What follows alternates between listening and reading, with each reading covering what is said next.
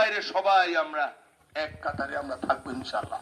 কারণ আগামী দিনে বাংলাদেশকে সত্যিকার বাংলাদেশ হিসাবে মানুষের বসবাসযোগ্য বৈষম্যহীন একটা বাংলাদেশ যদি আমরা গড়তে চাই, যে লক্ষ্য নিয়ে যে স্বপ্ন নিয়ে ৭০ সালে ৭১ সালে ৩০ লাখ এবং ২০০৮ থেকে ২০২৪-এর ৫ই আগস্ট পর্যন্ত যে সমস্ত বীরেরা তাদের বুকের তাজা রক্ত ঢেলে দিয়ে আমাদেরকে সুযোগ করে দিয়েছে, তাদের সেই স্বপ্ন বৈষম্যহীন বাংলাদেশ গড়তে গেলে অবশ্যই আগামী দিনে আমাদেরকে শহীদ রাষ্ট্রপতি জিয়াউর রহমানের আদর্শ এবং আমাদের ভারপ্রাপ্ত চেয়ারম্যান জনাব তারেক রহমানের নির্দেশ বাস্তবায়নের মাধ্যমে ইনশাআল্লাহ আগামী দিনে আমরা সেই স্বপ্ন বাস্তবায়ন করব, এই প্রত্যাশা ব্যক্ত করে রূপপুর ইউনিয়ন বিএনপির সকল নেতৃবৃন্দ যারা এই অনুষ্ঠানের আয়োজন করেছেন, কষ্ট করেছেন, তাদের সবাইকে আমার ব্যক্তিগত পক্ষ থেকে এবং দলের পক্ষ থেকে আন্তরিক ধন্যবাদ এবং কৃতজ্ঞতা জানিয়ে আমার বক্তব্য শেষ করছি।